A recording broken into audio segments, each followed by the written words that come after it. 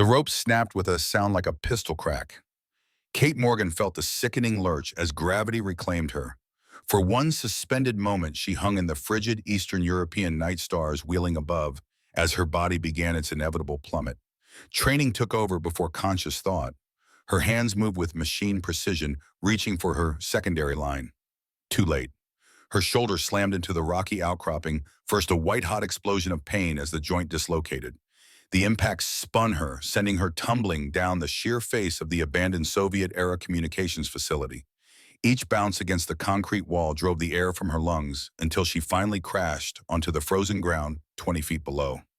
Kate lay motionless, assessing damage through a haze of pain. 2 ribs broken, shoulder dislocated, possible internal bleeding. The metallic taste of blood filled her mouth. "Morgan," a harsh whisper from above. Lieutenant Davis, her supposed logistics team leader, peered over the edge. "Status functional," Kate replied, the lie coming automatically. She forced herself to stand, ignoring the protest from her battered body. The mission parameters allowed no room for weakness. Davis disappeared from view as gunfire erupted inside the facility. The extraction had been compromised. Kate's hand instinctively moved to her sidearm, but found only the standard-issue logistics officer's knife. Her cover identity carried no firearms. 3 armed figures emerged from the building's side entrance, speaking rapid-fire Russian into radio handsets. Kate pressed herself against the wall and, becoming one with the shadows, a skill perfected long before any military training. As she watched the patrol pass, Kate noticed something about her broken climbing rope, the clean, angled cut reflecting in the moonlight. This was no accident. Someone had sabotaged her equipment.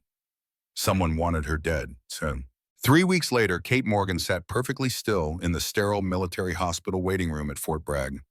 The fluorescent lights buzzed overhead, casting harsh shadows across the vinyl chairs filled with injured soldiers. Her left arm rested in a sling, bandages wrapped tightly around her ribs beneath her standard-issue t-shirt. The official report described a training accident during a routine rappelling exercise. Just another logistics officer pushing beyond her capabilities.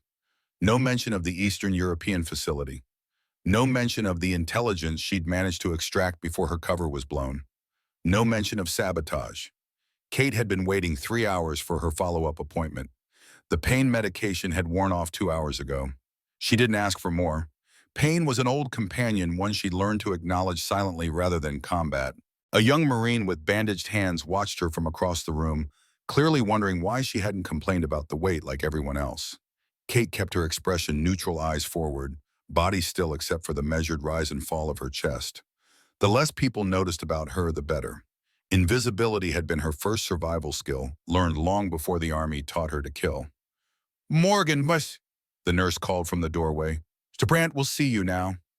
Kate rose with deliberate control, careful not to wince as her broken ribs shifted.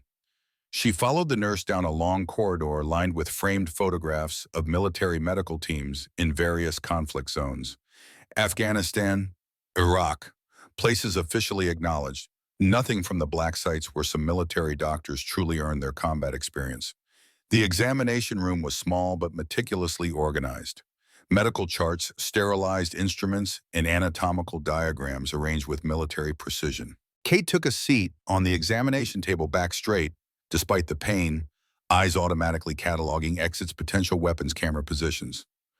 "Private First Class Catherine Morgan," a deep voice preceded the doctor into the room. "Logistics Specialist, 82nd Airborne." The man who entered wasn't the base doctor she'd seen after the evacuation from Eastern Europe.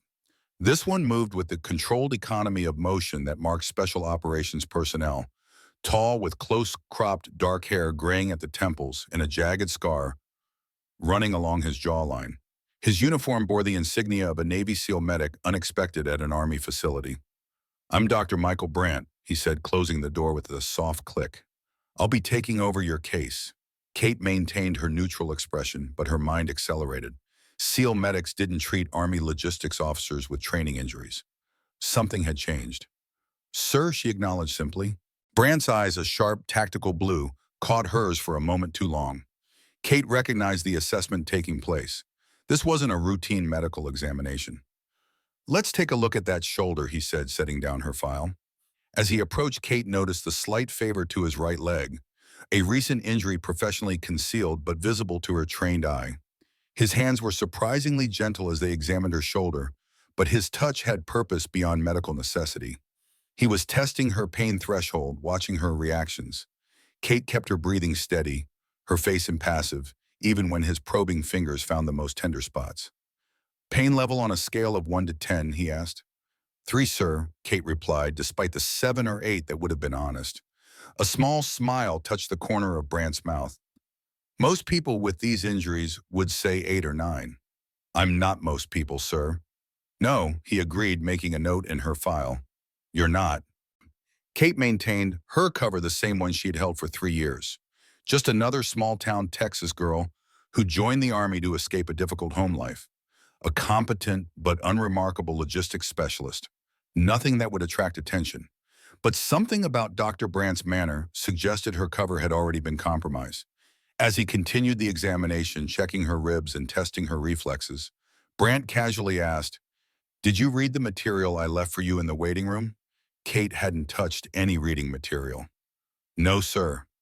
"Interesting," he replied, eyes focused on her collarbone. "Because the advanced field trauma manual I left on that chair has been moved. Restricted publication. Requires special clearance. A test." Kate kept her expression neutral, but her mind cataloged escape routes. The window to her left was locked, but could be broken. The door behind Brandt would be faster, but might be watched. "Must have been another patient, sir," she said. Brandt made a non-committal sound. He moved to examine her reflexes, his hands positioning her arm in a precise hold that momentarily restricted her ability to counter. Not a standard medical procedure, a control technique taught to special operators. "You remind me of someone I treated in Eastern Europe a few years back," Brandt said conversationally, though his eyes never left her face. "During a classified SEAL operation near the Russian border." The mention of Eastern Europe wasn't coincidental. Kate maintained her breathing pattern, but her mind spun through scenarios. Was Brandt testing her knowledge of classified operations, or did he somehow know about her recent mission? "I've never been to Eastern Europe, sir," Kate said. The technical truth, her cover identity hadn't been there. Kate Morgan, logistics specialist, had never left American soil, except for a brief deployment to Germany. The person who infiltrated the Soviet-era facility 3 weeks ago had used a different name entirely. Brandt seemed about to say something else when a sharp knock interrupted them. The door opened without waiting for a response, and an older man stepped into the room. Tall and distinguished despite his 70 years, with silver hair, cut in a military style unchanged since Vietnam. Colonel James Harrington wore a formal Army dress uniform, adorned with rows of ribbons that told the story of a lifetime of service. "Dr. Brandt," Harrington said, his voice carrying the natural authority of high command, "I need a moment with Private Morgan." Brandt straightened his face, showing momentary surprise before settling into professional neutrality. "Of course, Colonel. I was just finishing my assessment." "And your findings?" Harrington asked, an undercurrent of tension beneath the question. "Private Morgan's recovery is progressing well, though I'd recommend additional physical therapy for her shoulder. The range of motion is currently restricted to 60% of normal capacity." Harrington nodded. "Thank you, doctor. I'll ensure she follows your recommendations." The colonel's presence changed the dynamic in the room entirely. Kate recognized the subtle shift in Brandt's posture, the natural deference to higher rank mixed with the wariness of a special operator encountering unexpected command personnel. "I'll schedule a follow-up for next week," Brandt said, handing Kate a prescription slip. His eyes met hers one last time, communicating an unspoken message. This isn't over. After Brandt left, Harrington closed the door and switched on a small device from his pocket. A soft electronic hum filled the room, a counter-surveillance measure that created a bubble of white noise to defeat listening devices. "We have a situation, Morgan," Harrington said, his voice dropping to a pitch that wouldn't carry beyond the electronic barrier. "Your cover may be compromised." Kate had suspected as much from Brandt's questioning. The doctor, Michael Brandt, Navy SEAL Team 6 medic injured in Afghanistan 4 months ago.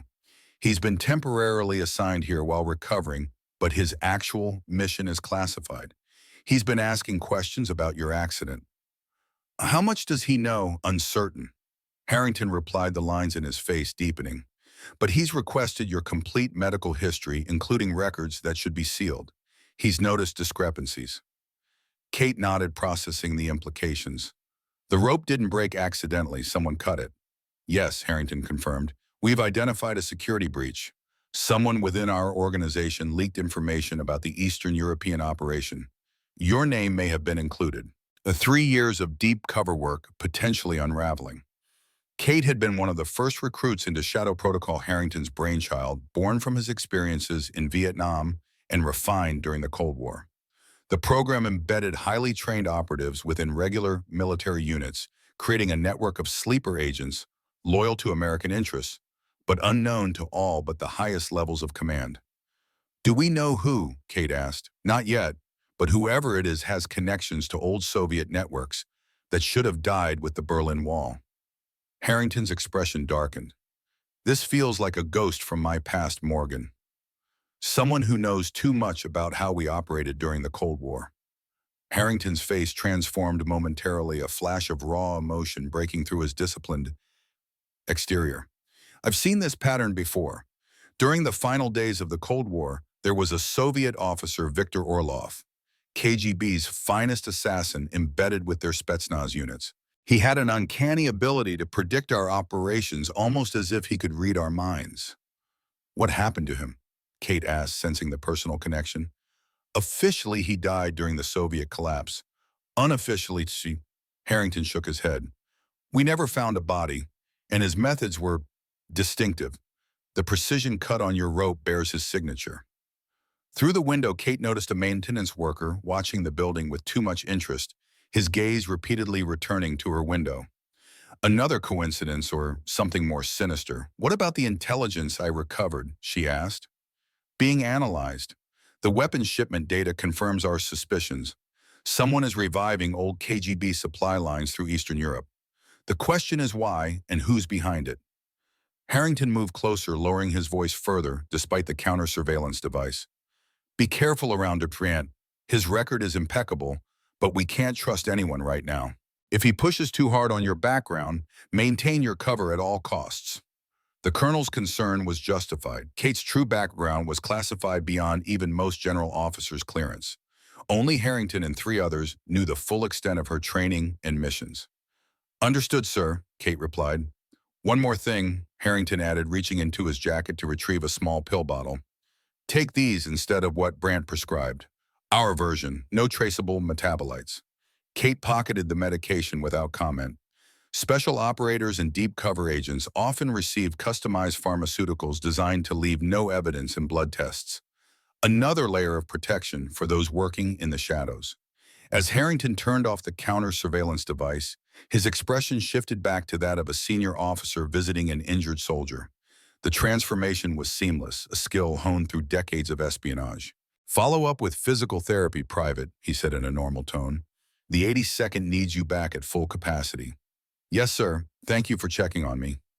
Harrington left and Kate sat alone in the examination room, mentally reviewing her options. If her cover was compromised, standard protocol dictated immediate extraction and reassignment. But the sabotaged rope suggested someone wanted her eliminated, not just exposed. She couldn't run. She needed to identify the threat. Outside the window, the maintenance worker had disappeared. Viktor Orlov removed the janitor's cap and slipped into the hospital service corridor, his movements betraying none of the excitement coursing through him. After 30 years, the hunt was nearing its end. The girl in the examination room wasn't his primary target, but she was connected to Harrington, he was certain of it. The old colonel's presence confirmed it. Same protocols, same tradecraft, even after all these decades. Americans never learned. Orlov had been watching the facility for weeks, ever since his network intercepted chatter about a compromised operation in Eastern Europe, the same region where during the Cold War's final days, James Harrington had destroyed Orlov's KGB unit and killed his brother. The Americans thought the Cold War had ended. For Orlov, it had merely entered a new phase. He entered a maintenance closet, locking the door behind him. From his toolkit, he removed a military-grade communications device disguised as a commercial walkie-talkie. His contact answered immediately. The colonel was there, Orlov reported in Russian. The girl is definitely one of his operatives. And the SEAL doctor, the voice on the other end, belonged to a high-ranking American officer whose loyalty had been purchased years ago. Asking the right questions. He suspects something. Good. Continue monitoring. If Harrington's resurrection of Cold War protocols is exposed, the entire shadow program becomes vulnerable. Orlov smiled thinly. And our American friend, is he prepared to help when the time comes? Colonel Raymond Carter will do as instructed. His resentment of the new military leadership makes him a perfect asset. Replacing the device, Orlov considered his next move. The girl Kate Morgan, according to her file, would lead him to what he really wanted: the complete roster of Harrington's shadow agents embedded throughout the U.S. military. A list worth killing for, worth dying for. But Orlov's true objective remained hidden even from his American collaborators. This wasn't about revenge or intelligence gathering. This was about awakening something that had lain dormant for decades: Operation Midnight, the contingency plan that would rewrite the geopolitical landscape when activated. Only General Alexei Baranov understood the full scope of what they were attempting. And Baranov was waiting in St. Petersburg for Orlov to deliver the activation codes that only Harrington possessed. A list worth waiting 30 years to obtain. Kate left the hospital through a side entrance, instinctively varying her route from previous visits. The pain in her ribs had intensified after the examination, but she ignored it, focusing instead on the sensation of being watched. 3 years of deep cover operations had honed her situational awareness to near supernatural levels. Someone was tracking her movements. Not the maintenance worker from earlier, this was someone with better training. She made her way across the base, using reflective surfaces to check behind her without obviously turning. Nothing visible, yet the sensation persisted. Either her pursuers were exceptionally good, or the pain medications were making her paranoid. Kate reached her barracks and entered her small private room, one of the few privileges of her cover role as a logistics specialist with additional duties managing the armory. The space was Spartan but meticulously organized. Bed made with military precision, books arranged by subject rather than author. Nothing personal except a single photograph of a family that wasn't hers. After securing the door, Kate conducted a thorough sweep for surveillance devices. Finding none, she removed a combat knife from its hiding place beneath her mattress. The knife wasn't standard issue for logistics personnel, but Kate slept better with a blade within reach. The face in the mirror above her small desk looked younger than her 28 years. Brown hair pulled back in a regulation bun, clear skin unmarked by her years of hard living, before the army green eyes revealing nothing of the calculation behind them. The perfect forgettable face. The perfect cover. Kate had been selected for Shadow Protocol partly because of this quality, her ability to blend in to seem ordinary, despite extraordinary capabilities. Growing up as the youngest of 4 children in a violent household in rural Texas, she'd learned early that invisibility was survival. Her father's drunken rages had taught her to move silently, to read micro-expressions for warnings of impending violence, to endure pain without showing weakness. Her 3 older brothers, following their father's example, had provided daily lessons in defending against larger opponents. By 16, Kate had mastered the art of disappearing in plain sight. By 18, she disappeared for real, enlisting in the army under her real name, her only honest act in what would become a career built on deception. Basic training had revealed her exceptional abilities to those watching for potential special operations recruits. Her marksmanship scores were perfect. Her physical endurance surpassed most male recruits.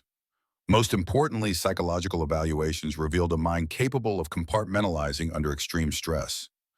Colonel Harrington had approached her personally during advanced training. His offer was simple: a chance to serve in ways few would ever know about, requiring sacrifices few would ever make. Kate's acceptance had led to 2 years of specialized training. Combat techniques from every military discipline, advanced infiltration methods, psychological conditioning to withstand interrogation, languages, cultural immersion, technical skills, layered beneath her official identity as a logistics specialist. For 3 years since she'd maintained her cover at Fort Bragg, occasionally disappearing for special assignments, officially logged as advanced logistics training. Eastern Europe had been her 5th mission, the first to go wrong. A soft knock at her door interrupted her thoughts. Kate returned the knife to its hiding place and moved silently to the entrance, checking through the peephole. Dr. Michael Brandt stood outside now, dressed in civilian clothes, dark jeans, and a gray Henley that did little to disguise his military bearing. No medical bag, no official reason to be at her barracks. Kate hesitated, calculating options. Refusing to answer would only heighten his suspicions. Engaging might reveal more about his interest in her case. She opened the door part-way, maintaining a defensive position behind it. "Dr. Brandt, is there a problem with my medication?" "No problem, Private Morgan," he replied, his voice deliberately casual. "May I come in? I have some follow-up questions about your injury." Standard protocol dictated refusing entry. Any personal interaction outside medical facilities represented a potential compromise. But Harrington had instructed her to maintain cover at all costs, and a logistics specialist would have no reason to refuse a doctor's visit. "Of course, sir," Kate said, stepping aside. Brandt entered, his tactical eyes immediately scanning the room, noting exits, assessing threats with the same automatic process Kate herself employed. He moved with the controlled precision of someone who had trained to kill with his bare hands. Unnecessary motion eliminated potential energy stored in coiled muscles. "Forgive the unorthodox visit," he said, remaining standing as Kate closed the door. "I prefer to discuss certain medical matters privately." "I understand, sir," Kate replied, maintaining the proper distance and deference expected from her rank. "What questions did you have?" Instead of answering, Brandt reached slowly into his pocket, telegraphing the movement to avoid appearing threatening, and withdrew a small object. He placed it on her desk. A climbing carabiner. Not standard issue. High-end tactical equipment with a distinctive scratch pattern on the locking mechanism. "I believe this is yours," he said quietly. Kate's pulse remained steady through practice control, but her mind accelerated. The carabiner had been attached to her gear during the Eastern European mission. She'd lost it during the fall. "I think you've mistaken me for someone else, sir," she said, her voice neutral. "I don't recognize that equipment." "Interesting," Brandt replied, watching her face. "Because it has trace DNA that matches yours, found at the site of an operation I participated in before my injury, an operation that officially never happened." The room's atmosphere shifted. The pretense of a medical follow-up evaporated, replaced by the tense recognition between two operatives from different worlds. "That would be quite a coincidence, sir," Kate said, neither confirming nor denying. "I don't believe in coincidences, Private Morgan." Brandt's eyes held hers. "Not when I find tactical-grade climbing equipment with a female operator's DNA in Eastern Europe, then encounter a supposedly ordinary logistics specialist with injuries consistent with a 20-foot fall and combat-level pain tolerance." He stepped closer, lowering his voice. "Your file says you've never served overseas except for a brief logistics training in Germany. Your physical conditioning exceeds Olympic standards. Your pain management suggests specialized training. And Colonel Harrington, who hasn't visited this hospital in years, personally checks on your recovery." Kate maintained her cover expression, but internally she was calculating escape routes, weapon options, and the likelihood that Brandt was recording this conversation. "I'm flattered by your interest in my case, doctor," she said carefully, "but I'm just a logistics specialist recovering from a training accident." Brandt nodded as if expecting this response. He moved suddenly, his hands shooting out toward her face. Kate's reaction was instantaneous, a defensive block executed with perfect form, her injured state not hampering the lightning-fast response. They froze in that position, her forearm against his, both recognizing the significance of what had just happened. No ordinary soldier possessed reflexes that fast. No logistics specialist would know that specific countering technique. "Just testing your reflexes," Brandt said softly, lowering his arm. "Extremely good for someone with your injuries. Almost as if you've been conditioned to respond through pain." Kate said nothing, maintaining eye contact. The situation had evolved beyond simple cover maintenance. Brandt knew something, perhaps enough to expose her, but his approach suggested he wasn't here to threaten her. "Let me be direct, Morgan," Brandt continued. "I don't care about your cover identity. I care about the fact that someone tried to kill you in Eastern Europe by cutting your rope. The same mission where 3 of my teammates were injured by an unexpected enemy presence that had been tipped off to our extraction route." This was new information. Kate hadn't known about injured SEAL team members during the same time frame as her operation. "Someone is compromising special operations in that region," Brandt said, "and I think you might know who." For a moment, Kate felt a surprising impulse to trust this man. Something in his direct approach resonated with her own operational style. No games, just tactical clarity. but years of training held her back. Trust was a luxury deep cover operatives couldn't afford. Before Kate could formulate a response, the distinctive click of a weapon being cocked sounded outside her window. Her training took over. In one fluid motion, she tackled Brandt to the floor as the window exploded inward, showering them with glass as bullets tore through the space where they had been standing. The attack lasted less than 3 seconds, professional targeted. 2 3-round bursts, standard assassination protocol. In the sudden silence that followed, Kate found herself pressed against Brandt on the floor, their combat-trained bodies having responded with identical protective maneuvers. His arm had somehow found its way around her waist, shielding her injured ribs from the impact of their fall. "Are you hit?" he asked, voice barely above a whisper. "Negative," Kate replied, automatically using operational terminology. "You clean?" Brandt was already reaching for the sidearm concealed at his ankle, a weapon no doctor should be carrying on base. Kate retrieved her knife from its hiding place, the pretense of being an ordinary soldier now irrelevant. Whoever had just tried to kill them knew exactly who she was. Moving with coordinated precision that suggested years of similar operations, they positioned themselves on either side of the shattered window. Kate signaled with hand movements, taught only to special operations units, and Brandt responded with perfect understanding. 3, 2, 1. They both looked out from different angles, scanning for the shooter. The barracks courtyard was empty except for 2 confused soldiers staring up at the broken window. "Professional hit team," Brandt whispered. "Gone already." Kate nodded her agreement. "We need to move. This location is compromised." The attack had changed everything. Someone had tried to eliminate both of them simultaneously, suggesting their conversation had been monitored despite her security sweep. Her cover identity was now irrelevant. Surviving the next hour was all that mattered. Brandt checked the corridor through the peephole, then turned to her with the focused expression of a special operator in combat mode. "I have a secure location on base. Can you move with those injuries?" "Yes." Kate was already gathering essential items, her knife, Harrington's medication ID, and a small tactical flashlight. Nothing that would slow her down. As they prepared to leave, Brandt asked the question that would change the trajectory of both their lives. "One thing before we go," he said, his voice deadly serious. "The Fairbairn knife hold you just use the modified grip with the blade angled inward. Where did you learn that technique?" Kate froze. The Fairbairn method he described was taught exclusively in one program, a classified CIC infiltration course that only Shadow Protocol operatives received. No SEAL, regardless of clearance levels, should recognize that specific modification. She studied his face, searching for deception, finding only intense focus. In that moment, Kate made a calculated gamble. "Where did you learn to recognize it?" she countered. A grim smile touched Brandt's lips. "Task Force Ghost, 2018 to 2022. The classified Joint Special Operations Unit dedicated to counterterrorism had been disbanded officially. Unofficially, it had evolved into something few knew existed. Kate made her decision. "We need to talk, but not here." She moved toward the door, knife still ready. "Let's go." As they slipped into the corridor, the first wail of military police sirens echoed across the base.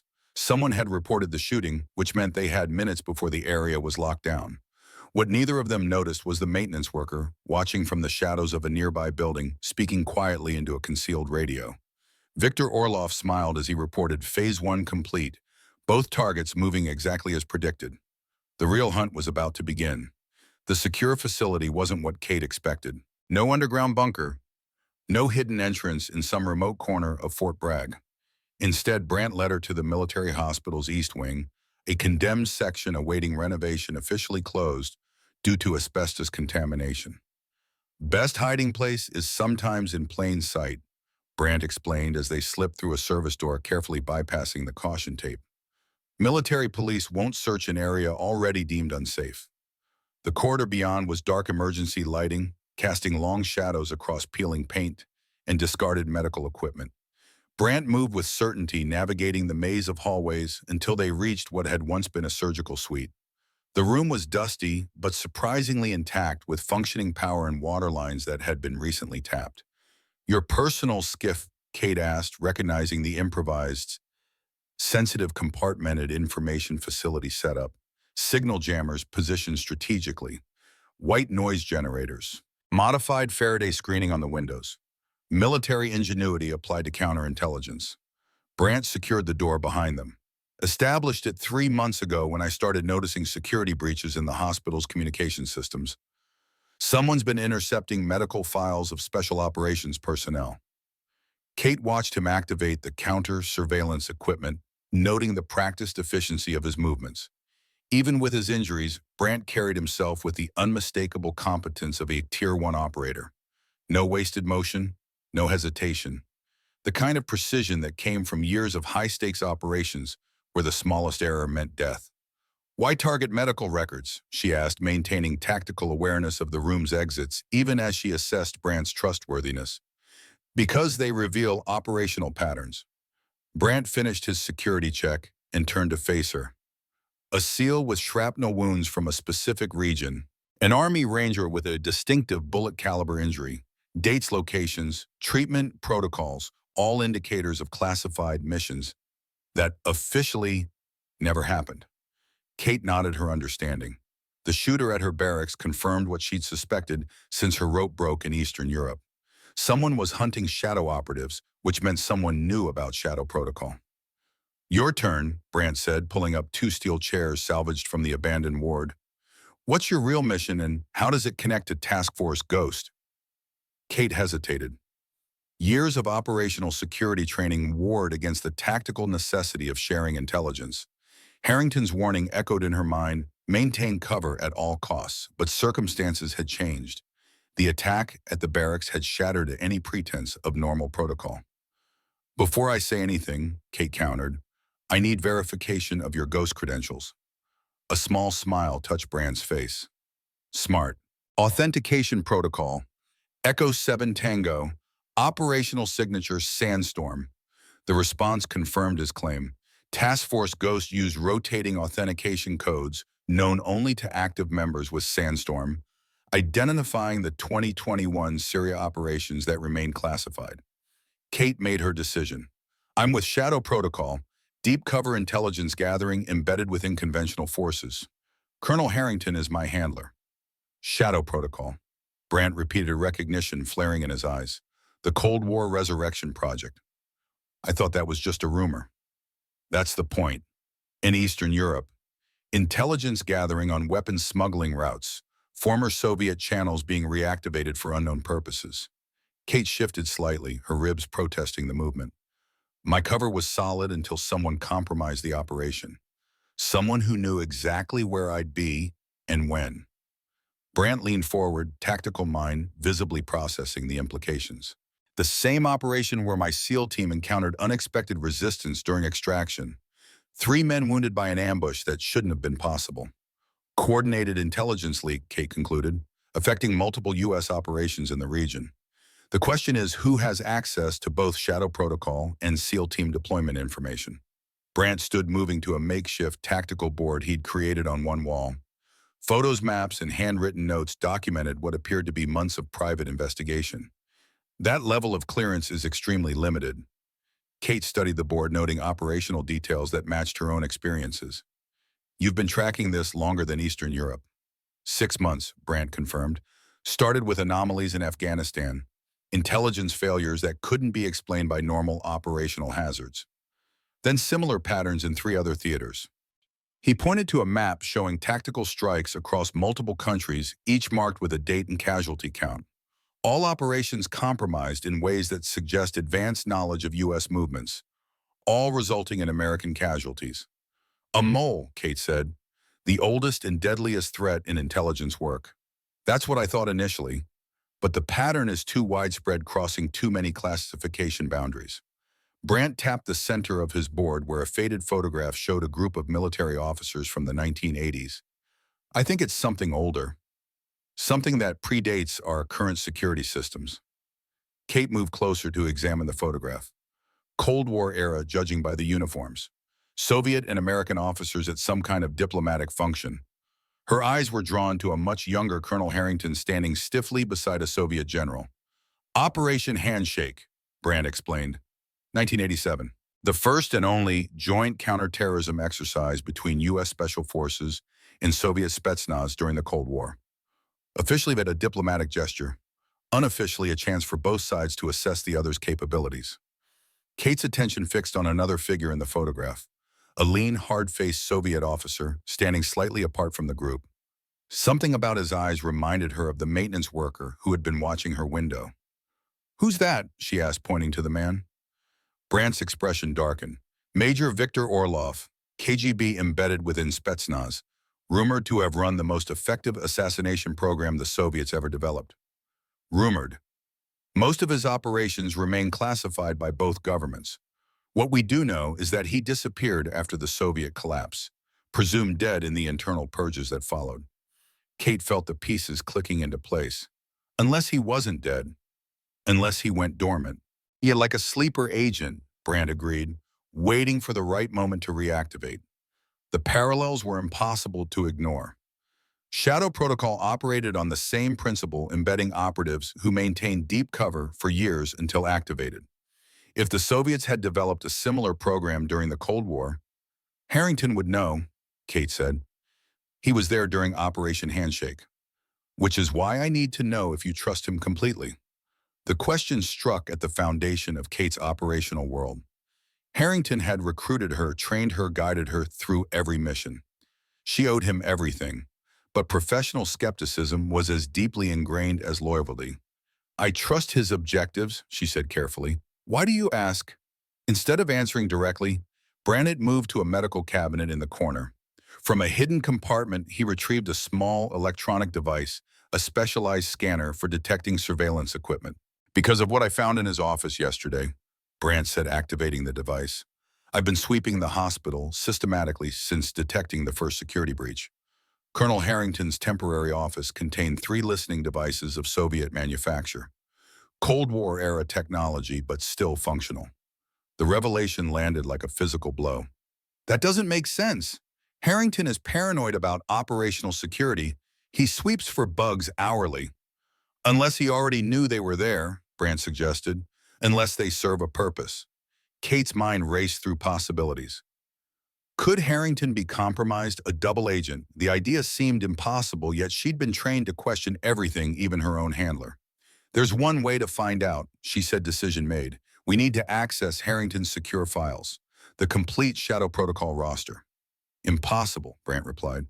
"That level of classified material would be stored in a SCIF we can't access without authorization." "Not all of it," Kate tapped her temple. "Harrington operates old school, compartmentalization, no single repository of information. He keeps analog backups separated from digital systems. Where Bodom, his private quarters on base, hidden safe behind a painting of the Vietnam Memorial. Combination changes weekly based on a mathematical formula only he and his primary operatives know." Brandt raised an eyebrow. "And you're one of those primary operatives." "I am," Kate confirmed, "but accessing those files without authorization is treason unless we can prove Harrington is compromised." "Someone just tried to kill both of us," Brandt pointed out. "I'd say that justifies extraordinary measures." Before Kate could respond, a soft beeping sound came from one of Brandt's surveillance monitors. He moved quickly to check the display tension visible in his shoulders. "Military police have locked down your barracks area," he reported, "and they're expanding the search perimeter. Someone's coordinating a serious manhunt. For us, the official alert describes 2 armed suspects wanted for questioning in connection with a shooting incident." Brandt's expression hardened. "They've classified us as potentially hostile." Kate processed this development. Standard procedure would involve securing the base perimeter, checking all vehicles, and methodically searching buildings. With their military IDs, faces, and descriptions now flagged in the system, normal escape routes were compromised. "We need a diversion," she said, "and we need to reach Harrington's quarters before whoever is hunting us realizes that's our objective." Brandt studied her for a moment, tactical mind visibly calculating odds. "You're still injured. Your mobility is compromised. If this goes sideways, I can function." Kate interrupted, her voice firm. The pain in her ribs and shoulder had become a distant sensation compartmentalized through years of training. "The mission parameters have changed, but the objective remains the same. Identify the security breach and neutralize the threat." A ghost of a smile touched Brandt's face. Spoken like a true operator. He reached into a medical cabinet and withdrew a small case. But first, let me help with those injuries. Real help, not the limited treatment protocol your cover identity would allow. Kate hesitated only briefly before nodding. The next few hours would require peak physical performance. Whatever Brandt was offering could make the difference between success and failure. He opened the case, revealing specialized medical supplies not available in standard military hospitals. Developed for SEAL operations where evacuation isn't possible, he explained, preparing an injection. Synthetic compound that accelerates tissue repair and temporarily blocks pain signals without the mental fog of opioids. Side effects. Kate asked, practical even in crisis. Crash when it wears off. About 8 hours of enhanced function followed by approximately 12 hours of recovery. Brandt prepared the injection site on her arm with practiced efficiency. Used it myself in Afghanistan after taking shrapnel to the leg. Completed a 16-mile extraction hike before collapsing. As Brandt administered the injection, Kate found herself studying his movements, noting the precision and confidence that came from years of battlefield medicine. His hands were steady, his focus absolute, the same qualities she recognized in herself during operations. "How did you end up as a SEAL medic?" she asked her question, surprising them both. Personal details weren't tactical priority, yet she found herself curious about this man who had disrupted her carefully constructed world. "Family tradition," Brandt replied, his focus on the medical procedure. "Father was a combat medic in Vietnam. 2 older brothers followed him into the Navy. I wanted something different, but some paths seemed predetermined." The parallel to her own background wasn't lost on Kate. Different circumstances, similar outcome, both shaped by family legacy, both drawn to service that demanded total commitment. "And you, dear?" Brandt asked, securing a specialized pressure bandage around her ribs. "What brought you to Shadow Protocol?" Kate hesitated, then offered a truth she rarely shared. "Invisibility. Growing up, I learned to disappear in plain sight. Turned out that skill has tactical applications." Their eyes met briefly, a moment of recognition passing between them. Not just professional acknowledgement, but something deeper, the rare understanding that can exist only between those who have lived in the shadows by necessity rather than choice. The compound began working almost immediately, a warming sensation spreading outward from the injection site, followed by a clarity of thought and diminishing pain. Her breath came easier as her muscles relaxed around her broken ribs. "Better," she acknowledged, testing her shoulders' range of motion. Still limited, but the stabbing pain had reduced to a manageable ache. "Good, now we need a plan." Brandt returned to his tactical board, studying the base layout. Harrington's quarters are in the officers' section near headquarters. Heavy security, multiple checkpoints. "We can't approach directly," Kate agreed, joining him at the board. The medication was working rapidly, her tactical mind operating with renewed sharpness. "But there's maintenance access beneath the officers' quarters. Utility tunnels connecting the original sections of the base." Brandt looked at her with newfound respect. "Not on any official blueprints I've seen." "Shadow Protocol training includes memorizing unofficial base infrastructure." Kate traced a path on the map. "Access point in the old boiler room connects to a tunnel system from the 1940s.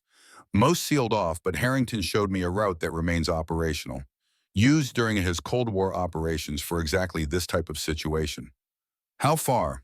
"Half-mile underground, tight spaces, minimal lighting." Kate assessed Brandt's physical condition with a professional eye. "Your leg injury could be problematic in those conditions." "I'll manage," he replied simply. Kate believed him.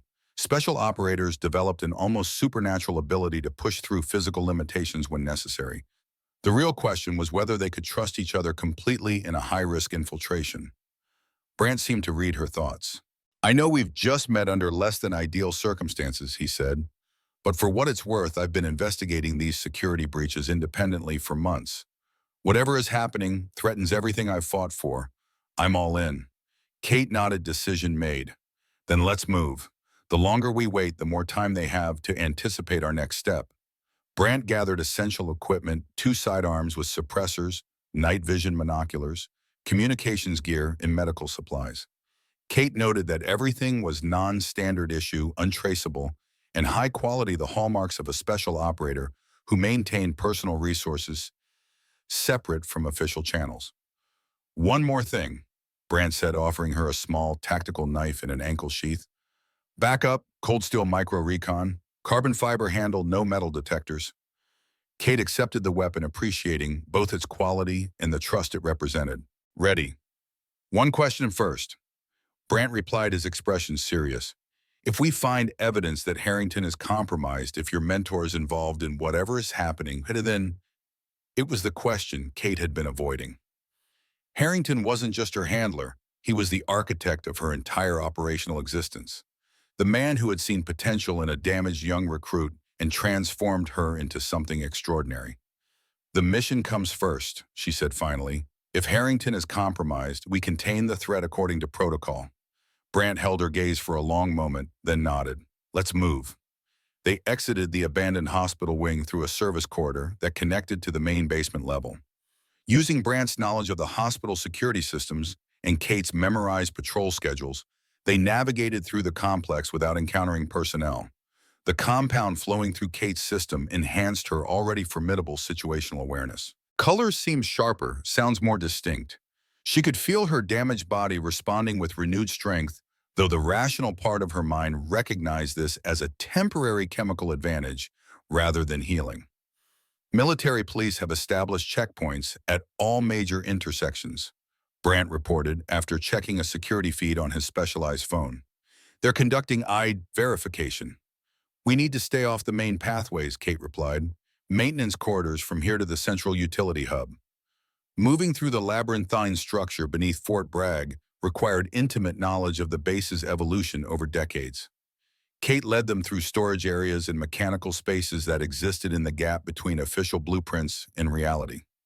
Twice they froze as maintenance personnel passed nearby Kate's hand, automatically moving to her weapon each time. You navigate like someone who's spent years studying this place, Brand observed quietly as they descended a rarely used stairwell. Part of Shadow Protocol training, Kate replied. 6 months dedicated to learning every inch of our home base. The theory is that deep cover operatives might need emergency extraction routes that aren't in any official documentation. Smart, Brand acknowledged. SEAL training emphasizes improvisation over memorization. Different approaches to the same problem. They reached the old boiler room without incident. The massive space housed equipment dating back to World War II, most decommissioned but preserved as backup systems. The air was heavy with the smell of machine oil and damp concrete. Kate moved directly to a section of wall partially hidden behind a defunct generator. Access point should be here, she said, running her hands over the concrete surface. Disguised maintenance hatch leading to the original tunnel system. The wall appeared solid, but Kate's trained fingers found the almost imperceptible seam. Pressing in sequence at specific points at a mechanical combination lock hidden in plain sight, she triggered the release mechanism. A section of wall shifted slightly inward. Cold War engineering, Brant commented as Kate pulled the concealed door open, revealing a narrow passage beyond. Built to survive nuclear strikes and Soviet infiltration. And still useful decades later, Kate replied, retrieving the night vision monocular Brant had provided. I'll take point. Stay close. The tunnel system branches in multiple places, in some sections have collapsed. The passage beyond was claustrophobically narrow, forcing them to proceed single file. Kate moved with practiced precision, her body automatically adjusting to accommodate her injuries. Behind her, Brant maintained tactical spacing, his breathing controlled, and movement silent despite the challenging terrain. The tunnel sloped gradually downward, taking them deeper beneath the base. Emergency lighting bare bulbs spaced at 30-foot intervals provided minimal illumination, casting long shadows that danced with their movement. The air grew cooler and damper as they progressed. These tunnels don't appear on any official blueprint I've ever seen, Brant said softly, his voice barely above a whisper. That's by design, Kate replied. Constructed in 1949 as part of the original continuity of government program. Knowledge of their existence became increasingly restricted as the Cold War progressed. By the 1980s, only a handful of senior officers even knew they were here, including Harrington. He was one of the last authorized users before the system was officially decommissioned in 1992. Kate paused at a junction, orienting herself. After the Soviet collapse, most emergency protocols were restructured. These tunnels became ghosts infrastructure that officially doesn't exist. They continued in silence for several minutes, the only sounds their footsteps and the occasional drip of water from the ceiling. Kate maintained a mental map of their progress, counting intersections and comparing them to the route Harrington had once shown her. At the fifth junction, she halted abruptly, raising a closed fist in the universal signal for danger. Brant froze instantly behind her. "What is it?" he whispered after several seconds of listening. "Footprints," Kate replied, crouching to examine the dusty floor. "Recent, within the last hour." Brant knelt beside her tactical light, illuminating the clear impressions in the accumulated dust. "Military boots, 2 sets, moving in the same direction we are." The implications were immediately apparent to both of them. These tunnels were supposed to be abandoned, known only to a select few with the highest security clearances. Yet someone had preceded them, someone heading toward the same destination. "Could be maintenance," Brant suggested, though his tone indicated he didn't believe it. "No," Kate replied, examining the boot pattern more closely. "These aren't standard issue. The tread pattern is European, possibly Russian manufacture."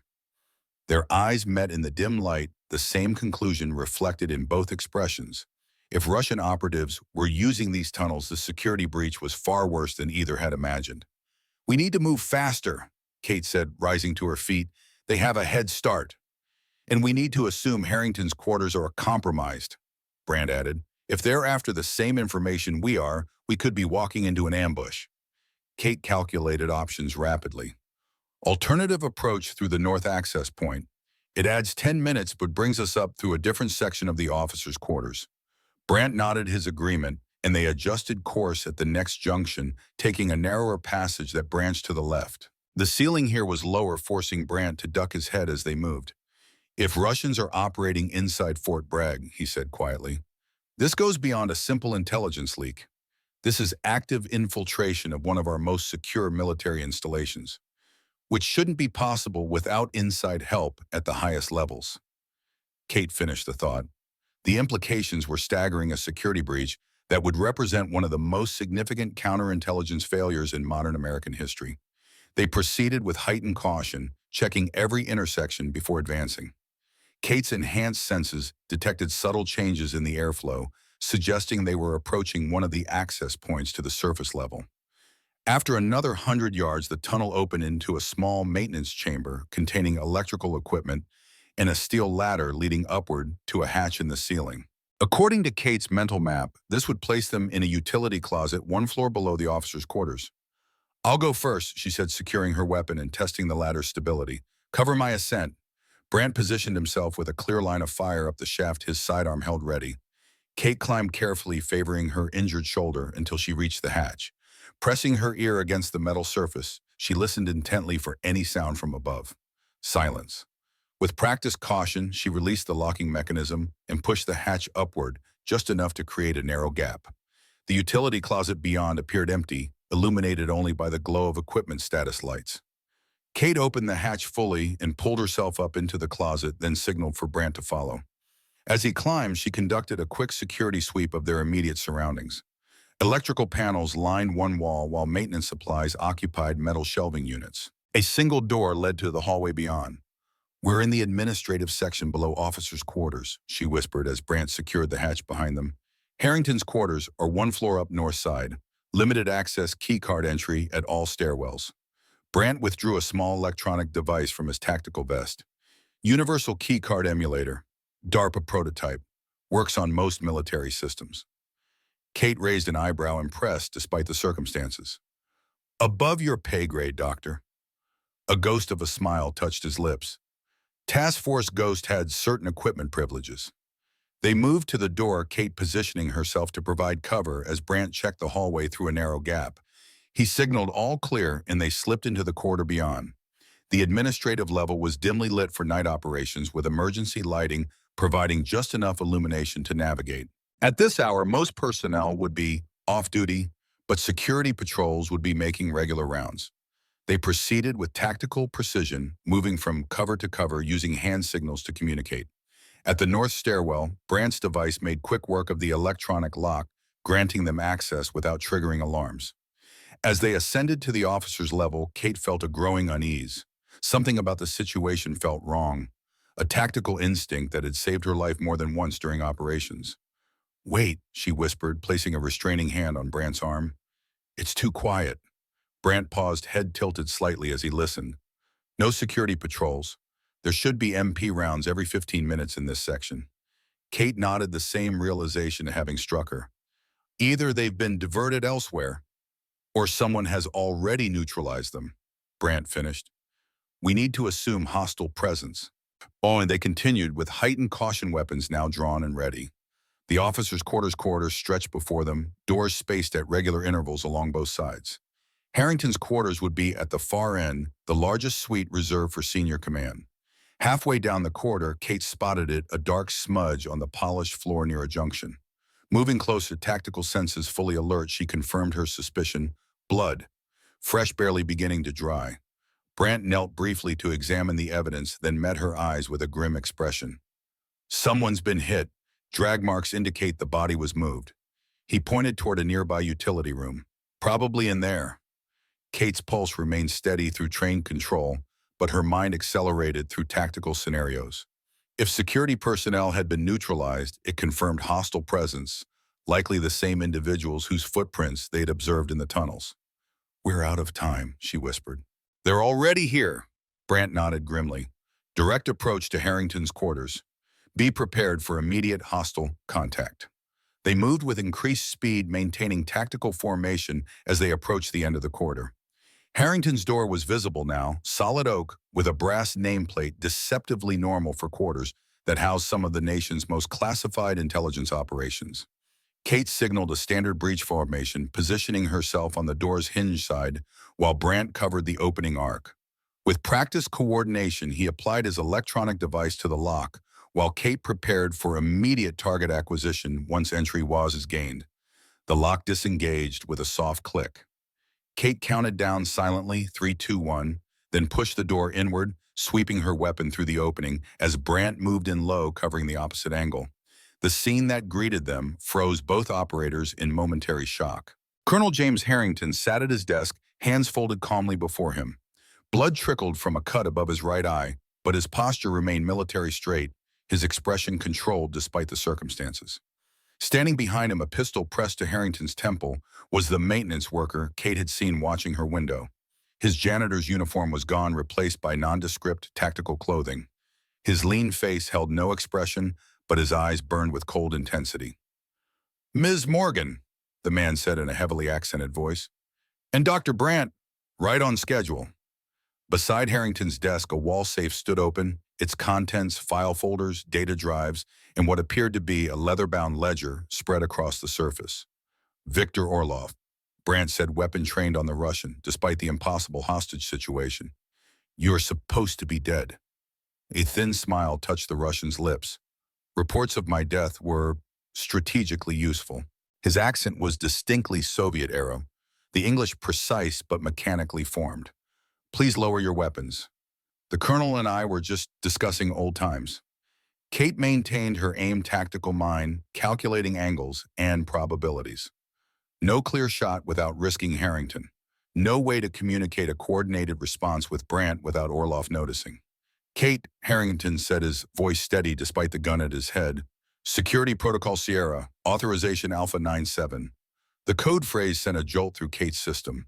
Sierra Protocol Direct Order to eliminate all threats, regardless of collateral damage. Authorization Alpha 97. Harrington himself was compromised and expendable.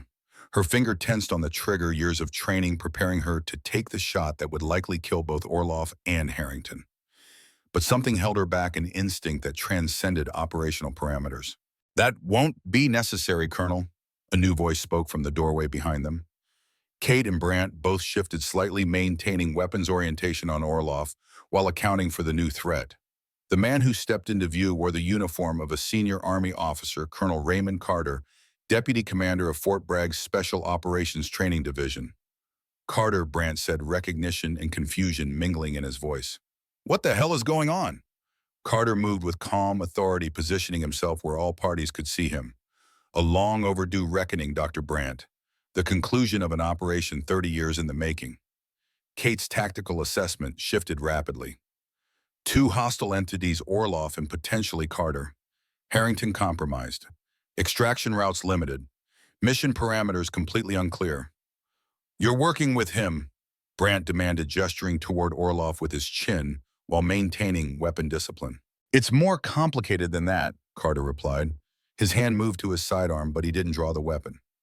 Orloff and I have mutual interest regarding Colonel Harrington's activities during and after the Cold War. Harrington's expression remained stoic, but his eyes conveyed a message to Kate, a subtle shift that years of handler-operative communication had taught her to read. Wait. Observe. There was more happening than was immediately apparent. Perhaps, Orloff suggested, his pistol never wavering from Harrington's temple. We should all explain our positions, for the benefit of these two young operators who find themselves caught in a conflict that began before they were born. Carter nodded his agreement. Ms. Morgan de Brandt, I understand your confusion, but I assure you this situation requires context that only those of us who lived through the Cold War can provide. Kate maintained tactical readiness, but her mind processed the unexpected development. Whatever was happening went beyond a simple security breach or assassination attempt. The presence of Carter, an officer with impeccable credentials and top-secret clearance, suggested layers of complexity not covered in any operational briefing. I'm listening, she said cautiously, weapons still trained on Orloff. Carter studied her for a moment, professional assessment visible in his gaze. Very well. Let me tell you about Operation Midnight, the black program that Colonel Harrington has been hiding for 30 years. The operation that connects everyone in this room. Harrington's eyes closed briefly in what might have been resignation. When they opened, they held a new expression, the look of a man whose secrets were finally inevitably coming to light. The safe's contents lay exposed on the desk between them, decades of classified operations waiting to be revealed. Colonel Carter moved further into the room, positioning himself where all parties could see him clearly. The air hummed with tension as Kate and Brandt maintained their weapons-ready stance, neither willing to surrender tactical advantage, despite the impossible hostage situation. Operation Midnight. Carter began, his voice carrying the weight of decades of classified knowledge. A joint American-Soviet program initiated in 1987 during the final years of the Cold War. Officially, it never existed. Unofficially, it changed the course of modern intelligence operations. Harrington's expression remained stoic, but something flickered in his eyes, recognition, perhaps resignation. The gun at his temple never wavered as Orloff watched the proceedings with cold precision. The world was changing, Carter continued. Both superpowers recognized that traditional warfare was becoming obsolete. The future belonged to shadow conflicts, intelligence operations, economic warfare, and targeted influence campaigns. Operation Midnight was designed to prepare for that future. Kate's tactical mind processed the information while maintaining complete situational awareness. The room offered limited options. 2 hostiles, 1 hostage, 2 exits. Window behind Harrington, 30-foot drop to concrete below. Door behind her, and Brandt, potentially more hostiles in the corridor. Harrington and Orloff were the architects, Carter explained. 2 intelligence officers from opposite sides who recognized the same truth: the Cold War was ending, but the conflict would continue in new forms. They proposed something unprecedented, a shared database of sleeper agents embedded in both countries, insurance against future betrayal by either side. Brandt's posture shifted slightly, tactical positioning adjusting as he processed this revelation. You're saying Harrington and the Soviets collaborated? With highest level authorization, Carter confirmed. The program was compartmentalized beyond normal classification protocols. Only 6 people in the U.S. government knew it existed, a similar number on the Soviet side. Kate's eyes found Harrington searching for confirmation or denial. The colonel met her gaze steadily, revealing nothing. The collapse of the Soviet Union accelerated the timeline, Carter continued, as the KGB fragmented control of their sleeper network became uncertain. Harrington and Orloff made a decision: they would maintain joint control of the program outside official channels. A shadow protocol managed by 2 former enemies who understood the stakes better than their respective governments. That's treason, Brandt said flatly. That's survival, Orloff countered, speaking for the first time since Carter's arrival. His accent carried the harsh cadence of Soviet-era Russian. When empires fall, their weapons scatter. Better in the hands of professionals than ideologues or criminals. Kate's training had prepared her for complex moral terrain, but this revelation existed beyond any operational scenario she'd encountered. If true, it meant Harrington, her mentor, the architect of her entire career, had operated outside the bounds of American intelligence oversight for decades. "What does this have to do with Shadow Protocol?" she asked, maintaining weapon discipline despite the cascading implications. Carter smiled thinly. "Shadow Protocol is Operation Midnight's American successor. The operatives Harrington embedded throughout U.S. military and intelligence services, operatives like you, Ms. Morgan, are built on the same model developed jointly with the Soviets. Your training, your cover identities, even your psychological conditioning follows patterns established during Operation Midnight." The revelation struck Kate with physical force. Her entire operational existence, everything she believed about her service, had been shaped by a program with roots in Soviet collaboration. "That's why you targeted my mission in Eastern Europe." She realized pieces falling into place. "You weren't after me. You were after evidence of Harrington's continuing operation." "Partially correct," Orloff said. "The weapons smuggling routes you were investigating are remnants of our old network. When American operatives began probing those channels, it triggered certain protective measures." "You cut my rope," Kate stated, anger briefly penetrating her professional detachment. "A warning," Orloff replied without remorse.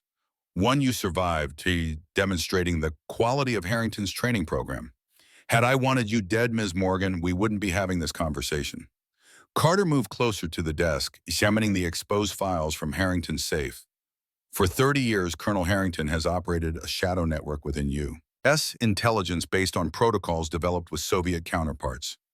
No oversight, no accountability, the ultimate insider threat. You're oversimplifying a complex historical necessity." Harrington spoke finally, his voice steady despite the weapon at his temple. "Operation Midnight prevented dozens of flashpoints that could have reignited conflict during the Soviet collapse. The network we established maintained stability during a period of unprecedented nuclear vulnerability." "At what cost?" Carter demanded, genuine anger breaking through his professional facade. "How many American operations have been compromised to maintain your precious balance? How many agents sacrificed to preserve a Cold War relic that should have been dismantled decades ago?" The tactical standoff remained unchanged, but the context had shifted dramatically. Kate processed the implications through her enhanced cognition, the compound in her system providing crystalline clarity despite the moral complexity. "If what you're saying's true," Brandt said to Carter, "why not bring this to proper authorities? Why the elaborate operation to expose Harrington?" Carter's expression hardened. "Because the program has been compromised. Sleeper agents from both networks have been activated without authorization. Someone is using Operation Midnight's infrastructure for objectives neither Harrington nor Orloff sanctioned." Kate caught the subtle change in Orloff's posture, confirmation that Carter's assessment was accurate. The Russian's gun remained steady at Harrington's head, but his attention had shifted slightly toward the files on the desk. "The complete roster," Carter continued, indicating the leather-bound ledger among Harrington's files. "Every sleeper agent from both networks, American and Russian. Their locations, their trigger, protocols, their mission parameters. The most dangerous intelligence asset in existence, and someone is systematically accessing it." "Who?" Kate demanded, tactical assessment evolving with each new piece of information. "That's what we need to determine," Carter replied, "which is why I arranged this unconventional meeting." The pieces suddenly aligned in Kate's tactical understanding. "This isn't an interrogation," she realized. "It's a recruitment." Carter nodded slowly. "The three founders of Operation Midnight were Harrington, Orloff, and myself. We've maintained the balance for 3 decades. Now that balance is threatened by an unknown entity with access to our protocols." The revelation that Carter wasn't an adversary but a co-founder shifted the tactical dynamic once again. Kate glanced at Brandt, who subtly adjusted his weapon positioning, maintaining readiness while acknowledging the changing situation. "And you need us to find them," Brandt concluded, the tactical implications becoming clear. "Operatives unknown to the compromised network." "Precisely," Orloff confirmed, finally lowering his weapon from Harrington's temple, a calculated display of good faith. "Someone has accessed the activation codes for our most deeply embedded assets. 8 operations compromised in the past 6 months. Yours in Eastern Europe was the most recent, Ms. Morgan." Kate maintained her weapons orientation toward Orlov, despite the change in his posture. Years of operational training had instilled an immutable principle: trust nothing until verified through multiple channels. "The attack at my barracks," she said. "The shooters, not ours," Carter assured her. "Whoever has compromised the network knows we're investigating. They're eliminating potential threats, including both of you." Harrington stood slowly moving with the deliberate care of someone aware that multiple weapons remained trained in his vicinity. "Kate," he said, addressing her directly for the first time, "Operation Midnight was created during a different era under circumstances you can't possibly understand. The decisions we made then were necessary to prevent greater catastrophes." Kate studied her mentor's face, searching for deception, finding none. "You lied to me, to all of us in Shadow Protocol. I omitted historical context that wasn't relevant to your operational parameters." Harrington corrected the distinction meaningful in the precise language of intelligence work. "The mission remained the same: protect American interests against emerging threats. The foundations of that mission were complicated by historical necessity." Harrington moved toward a wall display photographs of military operations spanning decades. "In 1986, I was stationed in Berlin. My team uncovered evidence of a Soviet operation codenamed Midnight Sun, a plan to destabilize Western Europe through coordinated terrorist attacks staged to look like internal dissent." He paused before a photograph showing a much younger version of himself standing before the Berlin Wall. "Instead of immediately reporting it, I approached the one Soviet officer I believed might listen to reason, Viktor Orlov." Orlov nodded, confirming the account. "I had discovered something equally disturbing: American operations targeting civilian infrastructure in Eastern Bloc countries.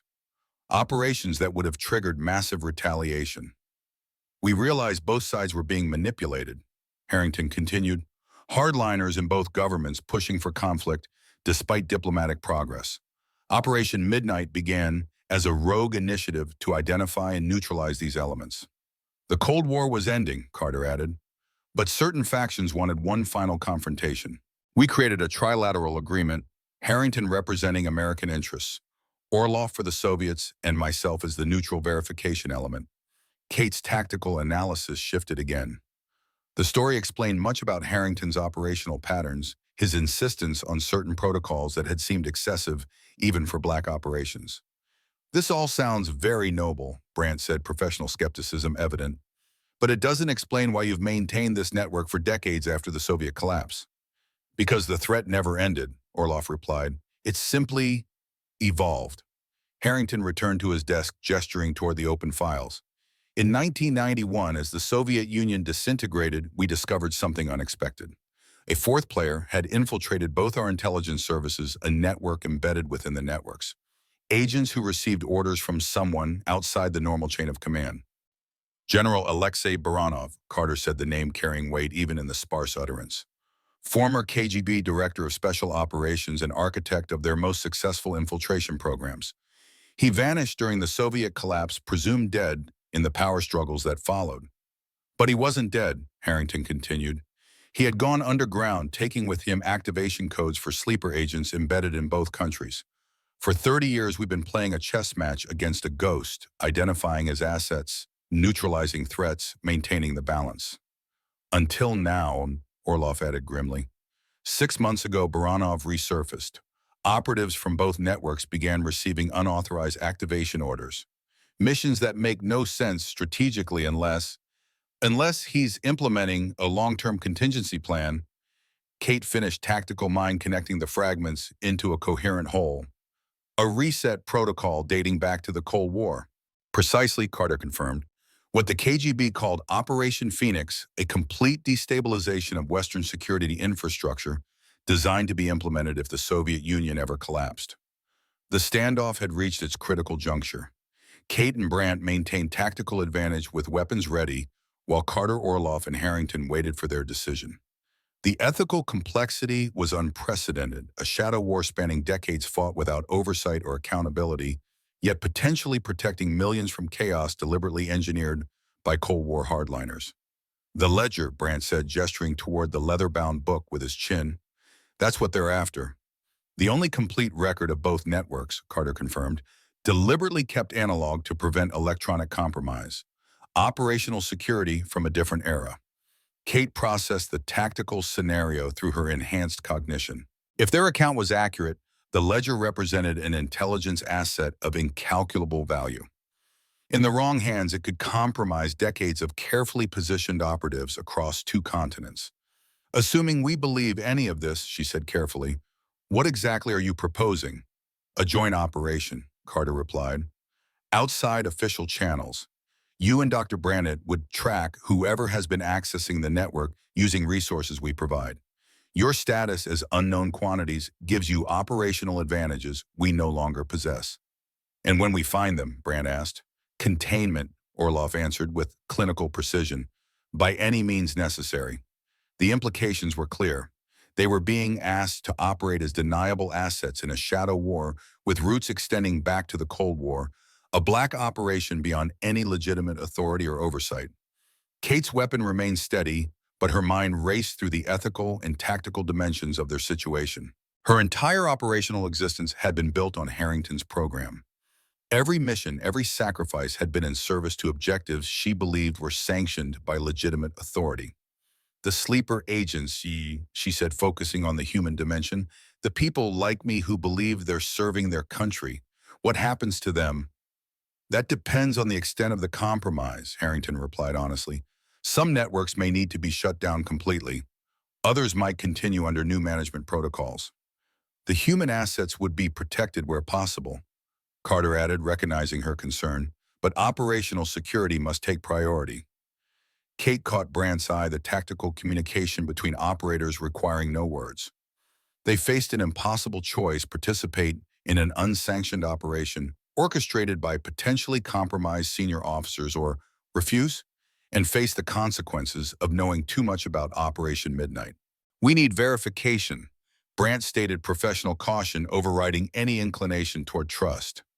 Independent confirmation that what you're describing is accurate. Fair enough, Carter agreed, reaching slowly into his jacket pocket. He withdrew a small data drive, placing it carefully on the desk. This contains partial documentation of the compromise.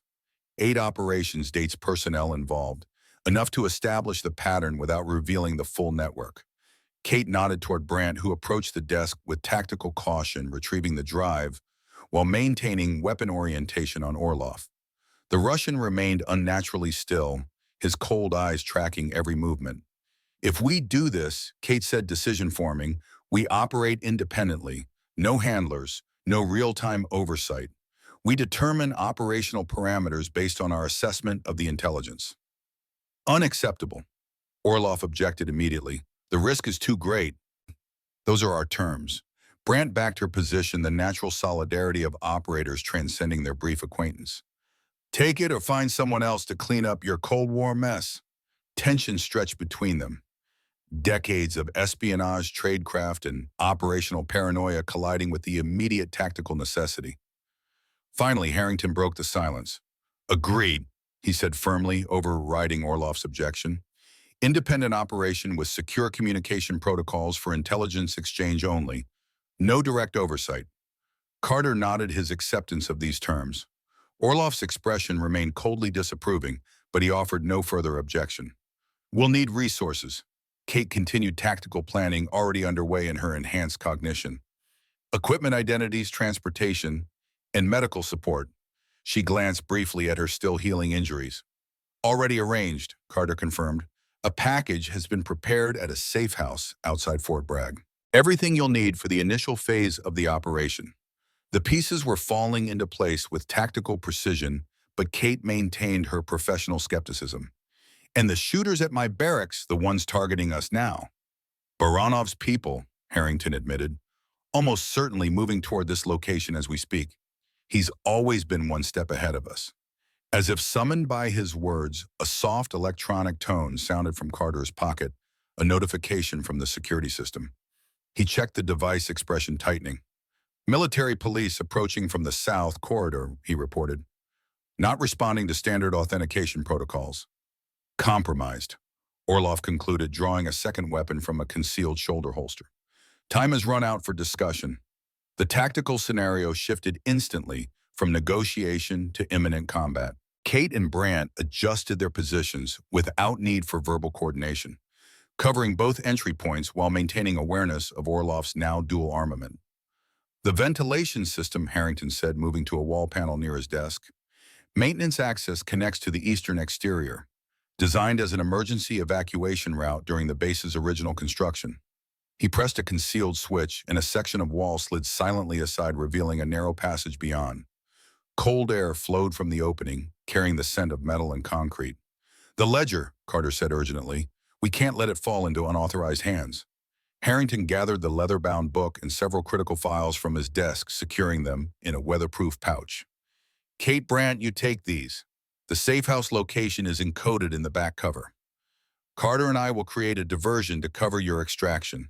"And me, Erpunbi?" Orloff asked, weapons ready as the sound of approaching footsteps became audible in the hallway beyond. "You were never here," Harrington replied, the two former adversaries sharing a look of perfect understanding. "Maintain your cover. We may need your network intact if this goes sideways." Tactical decision points cascaded through Kate's enhanced cognition. Trust these men who had orchestrated decades of deniable operations, or refuse and face whatever force was now converging on their position. The compound flowing through her system provided clarity without emotion, illuminating the optimal path forward. "We'll take the package," she decided, accepting the pouch from Harrington. "Establish independent verification of its contents. Proceed based on confirmed intelligence only." Brant nodded his agreement with her approach. Tactical extraction through the maintenance access.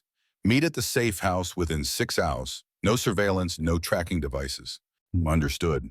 Carter confirmed, drawing his service weapon as the footsteps in the hallway grew louder. "Good hunting." Kate moved toward the ventilation access, Brant covering her movement. The narrow passage beyond would be challenging with her injuries, but the compound would sustain her performance long enough to reach safety. "Kate," Harrington called softly as she prepared to enter the passage. When she turned, his expression held something she'd never seen before, regret perhaps, or the weight of decisions made decades ago. Shadow Protocol was never just about intelligence gathering. It was about preparing for a world where traditional alliances no longer provided security. Remember that when you review the files. Before she could respond, the door to Harrington's quarters burst inward. Carter and Orloff opened fire, immediately coordinated despite their supposedly adversarial positions. Harrington dropped behind his desk, drawing a weapon from a hidden compartment. "Go!" he shouted over the gunfire. Kate and Brant disappeared into the ventilation system as the battle erupted behind them. The narrow passage forced them into a crawling position, moving as rapidly as possible through the confined space. The sounds of gunfire faded gradually as they progressed, replaced by the hollow echo of their movement through the metal ductwork. "They planned this," Brant observed as they navigated a junction in the system. "The entire confrontation was orchestrated to bring us into their operation." "Yes," Kate agreed, the tactical analysis continuing despite their physical exertion. "The question is whether the threat they described is real or another layer of manipulation." The ventilation system sloped upward, requiring increased effort to traverse. Kate's enhanced physiology handled the strain efficiently, but she noted the first warning signs of eventual crash when the compound would wear off. They had perhaps 6 hours of peak performance remaining before physical limitations would reassert themselves. After 15 minutes of careful navigation, they reached an exterior grate. Brant moved ahead, checking the perimeter before loosening the fasteners. The night air beyond was cool and clear, carrying the scent of pine from the surrounding forest. "Clear," he reported, sliding the grate aside. "Service area behind the officers' quarters. Minimal lighting, no visible security." They emerged onto a narrow maintenance platform, crouching low to minimize their silhouette against the building's exterior. Fort Bragg sprawled below them, lights marking the operational sections, while darkened areas indicated sleeping quarters and administrative buildings. In the distance, emergency vehicles were converging on the officers' quarters, lights flashing, but sirens silent, a tactical response rather than a general alarm. Whether Harrington, Carter, and Orloff had survived the engagement remained unknown.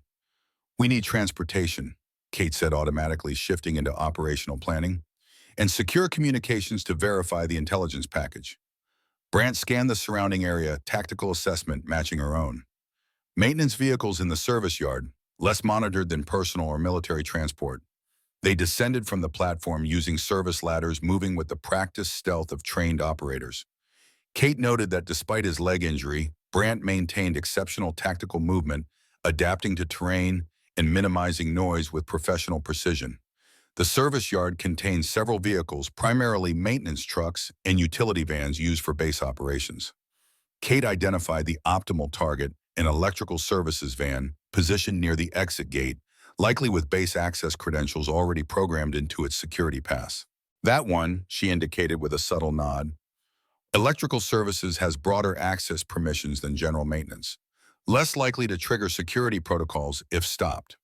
Bran agreed with her assessment, and they approached the vehicle from cover, maintaining awareness of patrol patterns and security camera positions. Kate handled the door lock with practiced efficiency using techniques that left no visible evidence of tampering. "You drive?" she said as they entered the vehicle. "My shoulder limits optimal control." Brandt took the driver's position, locating the ignition bypass without difficulty, standard training for special operations personnel. The van started quietly, its electric motor providing minimal auditory signature. "Base exit protocols?" he asked as they pulled away from the service area, maintaining normal operational speed to avoid attracting attention.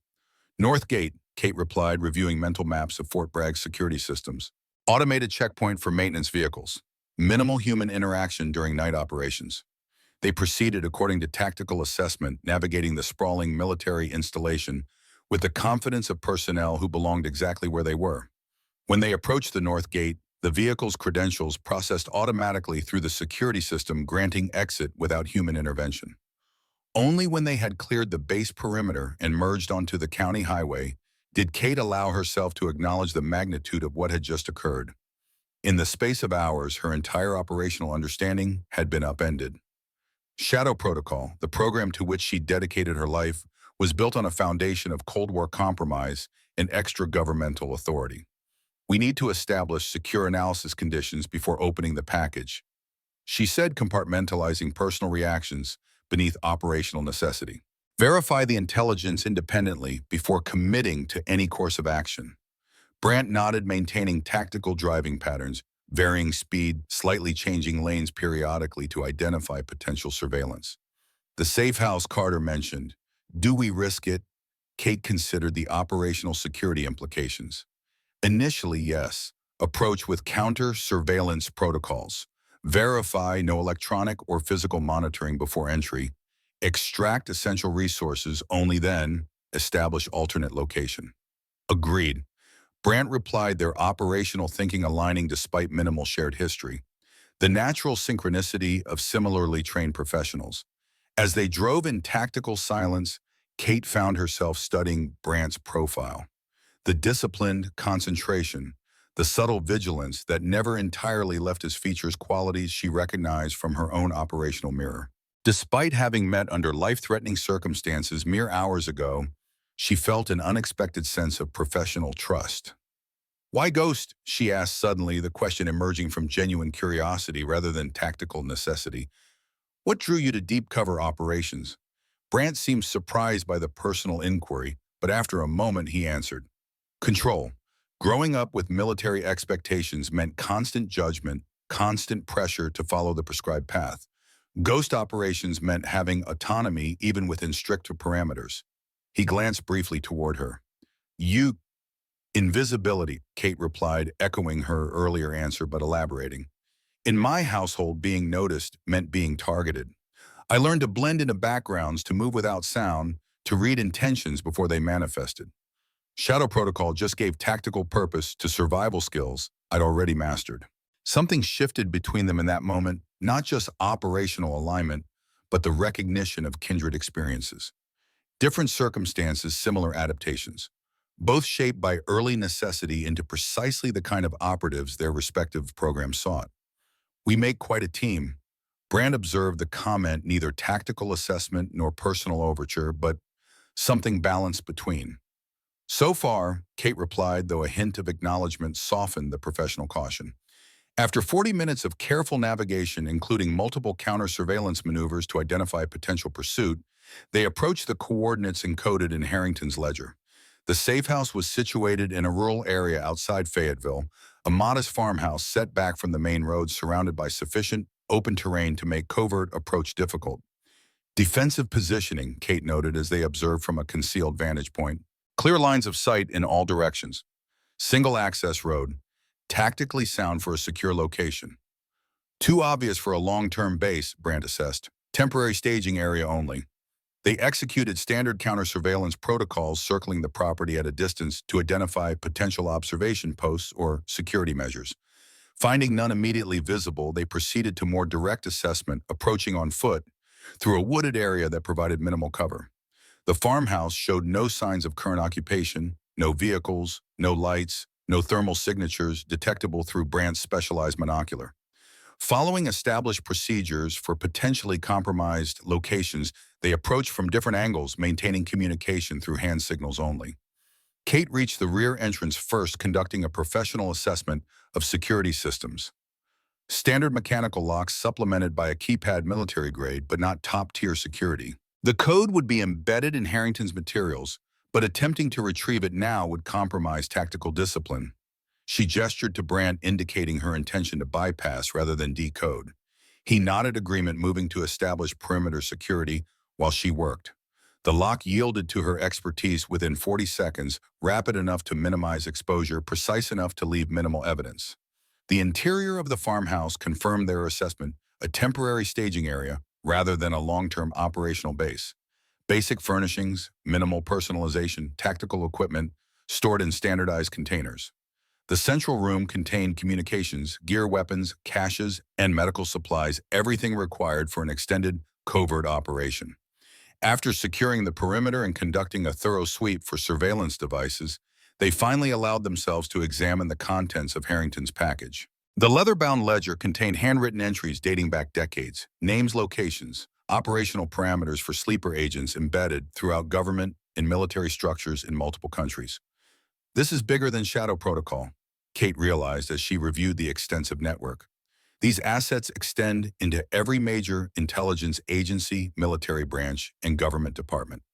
Some of these placements date back to the 1980s, Brandt noted, examining the earliest entries. Deep cover operatives positioned decades ago who've risen to significant positions through natural career progression. The tactical implications were staggering. If this network had indeed been compromised, it represented a security breach of unprecedented scale. Sleeper agents positioned at critical nodes throughout global security infrastructure, potentially responsive to unauthorized activation protocols. Accompanying documentation provided evidence of the compromise Carter had described. 8 operations across 3 continents, all failing in patterns that suggested advanced knowledge of operational parameters. Dates, personnel, and outcomes meticulously documented, demonstrating a systematic exploitation of the network. The Eastern Europe operation, Kate said, finding the entry that detailed her own mission. Compromised through communication intercepts 12 hours before implementation. Russian counterintelligence assets positioned specifically to monitor the facility I was investigating. The documentation matched her experience, precisely details no one could have known without either direct involvement on or access to classified after-action reports. Afghanistan. Brandt found his own connection in the files. The ambush that injured my team. According to this, our extraction route was compromised through interception of coded communications between forward operating bases. The evidence was becoming difficult to dismiss. Whatever their origins, Operation Midnight and its modern descendants appeared to be facing a legitimate compromise of operational security. The question remains, Kate said, tactical mind, focusing on the central problem. Who has gained access to these networks, and what are they trying to achieve? The answer came from an unexpected source. As they reviewed the documentation, a secure satellite phone located among the safehouse equipment activated with a distinctive tone. After exchanging tactical assessments through silent communication, Brandt approached the device, activating the speaker function without direct contact. Morgan. Brandt. Colonel Harrington's voice emerged from the speaker, strained but composed. Confirm package received. Package received, Kate replied cautiously. Status of your position. Compromised. Harrington answered bluntly. Carter is down, Orloff missing. I've been wounded but extracted to secondary location. Tactical implications cascaded through Kate's enhanced cognition. The attack force, professional, military precision, not standard mercenaries.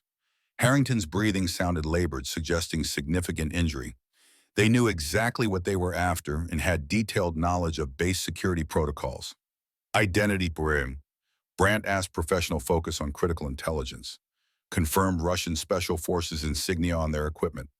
Not officially sanctioned, operating as deniable assets, but definitely state-trained operators. The revelation added another layer of complexity to an already Byzantine situation.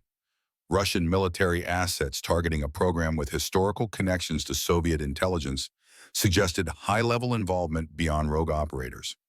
"We need more information before committing to operational response," Kate said, maintaining professional distance despite Harrington's evident distress.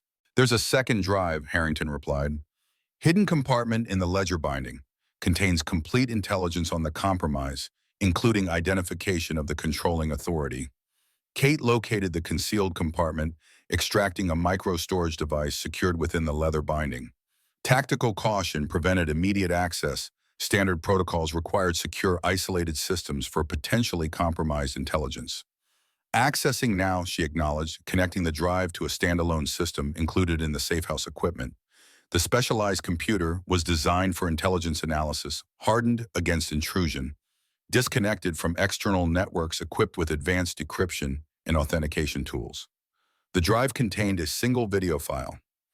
After performing standard security scans, Kate initiated playback while maintaining tactical awareness of her surroundings. The video showed a formal meeting in what appeared to be a Russian government facility. Military and intelligence officials seated around a conference table, reviewing documents and displaying satellite imagery on wall-mounted screens. At the head of the table sat a man whose face sent a jolt of recognition through both Kate and Brandt. General Alexei Baranov, on Harrington's voice identified through the satellite connection. Former KGB, now Director of Special Operations for Russian Military Intelligence, and the third founding member of Operation Midnight. The revelation landed with physical impact. About not Carter as they had been led to believe, but a high-ranking Russian intelligence officer had helped create the program that spawned Shadow Protocol. "Baranov was our Soviet counterpart during the program's inception," Harrington explained, his voice weakening. "When the USSR collapsed, he supposedly died during the internal power struggles. In reality, he went deep underground, maintaining his network independently." On screen, Baranov addressed his subordinates in Russian, gesturing toward operational maps that clearly depicted American military installations, including Fort Bragg. "He's activating sleeper agents positioned decades ago," Harrington continued. "Not for Russia, Baranov has his own agenda. He believes the balance of power we maintained has been corrupted by modern politics. He's implementing what we called the Midnight Contingency, a reset protocol designed to eliminate compromise in both networks simultaneously. By exposing or eliminating the agents," Kate concluded, tactical understanding aligning with the evidence before them. "Yes, but the consequences would be catastrophic. Hundreds of deep cover operatives in critical positions suddenly revealed or eliminated. The international destabilization would be unprecedented." The video continued, showing Baranov approaching a digital display. The camera angle shifted, revealing satellite imagery of a remote compound, a massive concrete structure built into the side of a mountain surrounded by security measures characteristic of a military installation. "What is that?" Brandt asked, leaning closer to the screen.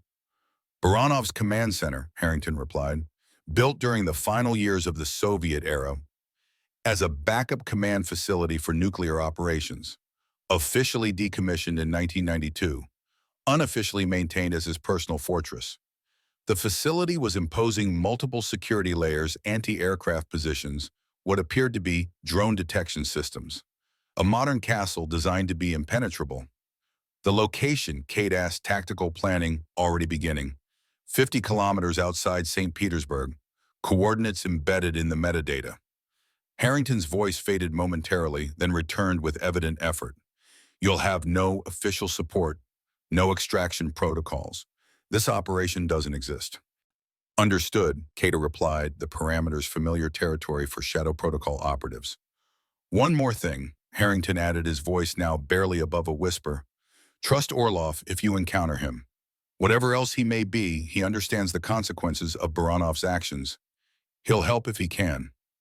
The connection terminated abruptly, leaving Kate and Brandt in tactical silence. The magnitude of what they faced settled between them, an unsanctioned operation against a former KGB general with decades of experience and resources operating on foreign soil with no official support or recognition. Verify the intelligence, Kate said, maintaining operational discipline despite the escalating stakes. Cross-reference the video against known Russian facilities and personnel. Confirm Baranov's identity and current status through independent sources. Brandt nodded agreement, already moving toward the communications equipment. I have contacts in naval intelligence who can provide verification without triggering official inquiries. 6 hours for preliminary confirmation. Kate assessed their resources against operational requirements. The safe house contains sufficient tactical equipment for initial preparation, but a mission of this complexity would require additional assets. Her enhanced cognition identified the critical path forward with crystalline clarity. We need specialized equipment for Russian infiltration, contact protocols for potential allied assets in the region, extraction contingencies for multiple scenarios. She turned to Brandt professional assessment, overriding their brief acquaintance. Your operational experience in Eastern Europe. 3 deployments with Ghost. Primary focus on counterterrorism, but secondary missions included intelligence gathering in Russian-adjacent territories. His tactical response matched her own professionalism. Functional Russian language skills. Cultural familiarity sufficient for operational requirements. Kate nodded tactical evaluation, confirming what she'd already sensed. Brandt possessed the necessary skills and experience for this mission. Their impromptu partnership, formed under extraordinary circumstances, offered operational advantages that might counterbalance their lack of official support. We have approximately 4 hours before this compound begins to wear off, she noted, acknowledging the physical limitations they would soon face. Primary focus: verify intelligence, develop preliminary operational framework, secure the essential resources. Secondary objectives can wait until after recovery period. Agreed. Brandt replied, their operational synchronicity deepening with each exchange. I'll establish secure communication channels while you assess tactical equipment requirements. 3 days later, a nondescript private jet touched down at a small airfield outside Helsinki, Finland. 2 passengers disembarked, a man and woman who moved with the casual confidence of business consultants, their cover identities meticulously crafted to withstand routine scrutiny. Michael Brandt, now traveling as Canadian technology executive David Barrett, collected their modest luggage, while Kate Morgan, using the identity of Swedish security consultant Elise Lindholm, arranged for their rental car. Their interaction was professional but familiar, the practiced ease of colleagues who had worked together for years rather than days. Transportation secured, Kate reported as they walked toward the parking area. 4 hours to the ferry terminal, crossing to St. Petersburg scheduled for Aero 800 tomorrow. Brandt nodded, scanning their surroundings with tactical awareness disguised as tourist curiosity. Confirmation from our friend. Received at the scheduled window. Equipment package awaiting collection at the designated location. Kate's response was conversational on the surface, operational details embedded within casual exchange. And our other associate has confirmed the primary target remains at the identified location. Their friend was Viktor Orlov, who had survived the Fort Bragg attack and made contact through a dead-drop protocol call established decades earlier. The other associate was a ghost operative embedded in the Baltic region, one of Brandt's former teammates, who had agreed to provide support without official authorization. Good one, Brandt replied, opening the trunk of their rental car, a modest Volvo selected for its ubiquity in the region. Weather forecast. Clear for the next 36 hours. Conditions optimal for the initial approach. As Kate slid into the passenger seat, she allowed herself a brief moment to assess their partnership. 3 days of intensive preparation had confirmed what their first encounter had suggested. Brandt was exceptional. His tactical planning, operational adaptability, and commitment to mission parameters matched her own standards precisely. More surprising was the personal dynamic that had developed alongside their professional coordination. During the brief recovery periods between planning sessions, they had shared fragments of their backgrounds, not the sanitized versions crafted for operational profiles, but the genuine experiences that had shaped them. Brandt started the car, navigating smoothly into the airport traffic. You should rest, he suggested, noting the subtle signs of fatigue she thought she had concealed. Recovery from that compound isn't complete yet. I'm functional, Kate replied automatically, the response ingrained through years of operational conditioning. Functional isn't optimal. Brandt countered a hint of personal concern beneath the professional assessment, and we'll need optimal for what's ahead. Kate recognized the tactical wisdom in his suggestion. The mission they were undertaking would require peak performance, a two-person infiltration of one of the most secure facilities in Russia, with no official support or extraction protocols. Wake me at the halfway point, she conceded, adjusting her seat to a more comfortable position. We'll review approach vectors before reaching the ferry terminal. As the Finnish countryside passed beyond the windows, Kate allowed herself to relax incrementally, tactical awareness maintained at subconscious levels while her body recovered. The trust required for this to sleep while another operated was rare in her experience. Yet with Brandt, it felt natural, an extension of the operational synchronicity they had established. The mission ahead would test every aspect of their training and experience. Baranov's fortress was designed to repel military assault. They would need to penetrate it using only their specialized skills and limited equipment. Once inside, they would face a legendary KGB officer with decades of counterintelligence experience, protected by elite security forces. The odds were minimal. The stakes were unprecedented. The partnership unexpected, but increasingly vital. As Kate drifted toward tactical rest, her final conscious thought acknowledged what professional assessment had already confirmed. Together, she and Brandt represented something neither Shadow Protocol nor Task Force Ghost had anticipated: an operational synergy that transcended their separate training. Whether it would be enough to counter Baranov's decades of preparation remained to be determined. But for the first time since her rope had snapped in that Eastern European night, Kate felt something beyond tactical confidence. She felt possibility. The command center within Baranov's mountain fortress hummed with controlled activity. Operators monitored global communications, tracking activation sequences and response patterns across both networks. Digital displays showed the status of sleeper agents on 6 continents: red indicators for those already activated, yellow for those in preparation, green for those still dormant. General Alexei Baranov studied the master display with satisfaction. Decades of patience were finally bearing fruit. The careful positioning of assets, the meticulous maintenance of operational security, the strategic activation sequence, all proceeding according to a plan conceived when the Soviet Union still stood. Status report, he demanded, his Russian carrying the crisp authority of someone accustomed to immediate compliance. 83% of primary objectives secured, his chief operator responded. Secondary activation sequence scheduled to begin at 0600 tomorrow. Final phase preparations at 91% completion. Baranov nodded, allowing himself a moment of professional pride. Operation Phoenix had been his masterpiece, a contingency plan designed to ensure that if the Soviet system collapsed, a mechanism would remain to reset the global security balance on more favorable terms. None of his American counterparts had fully understood his true objective. Not Harrington with his naive belief in balance. Not Carter with his bureaucratic ambitions. Not even Orlov, whose loyalty Baranov had cultivated for decades through shared ideology and personal connection. They believed Operation Midnight had been about preventing catastrophic conflict during the Soviet collapse. In reality, it had been about positioning assets for the eventual restoration of Russian dominance, a grand chess game played across decades. An alert sounded from a secondary console. One of his intelligence analysts approached with a tablet displaying passport control images. 2 new arrivals in Helsinki, the analyst reported.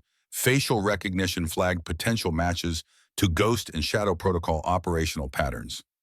Baranov examined the images, a man and woman, their features partially obscured by casual tourist attire, but still recognizable to advanced biometric systems. The woman's face triggered particular interest. The bone structure matched known parameters for Kate Morgan, one of Harrington's most capable operatives. Interesting, Baranov mused. Harrington sends his protege, and she brings a seal. How ambitious. Shall we intercept? The analyst inquired. No, Baranov decided after brief consideration. Let them come. Adjust security protocols Alpha through Delta, but maintain standard operational appearance. I want to see how far they get. The analyst departed to implement the instructions, leaving Baranov to contemplate this development. He had expected Harrington to respond to the activation sequence, but sending only two operatives suggested either desperation or a strategy Baranov hadn't anticipated. Either possibility was intriguing. On the main display, another activation indicator shifted from yellow to red. Another sleeper agent successfully triggered, another piece moving into position for the final phase. 30 years of preparation approaching culmination. Baranov smiled thinly. Let Morgan and her SEAL partner attempt their infiltration. Their efforts would provide valuable data on remaining vulnerabilities in his security systems. And if by some remote chance they actually reach the command center, well, that would make the game that much more interesting.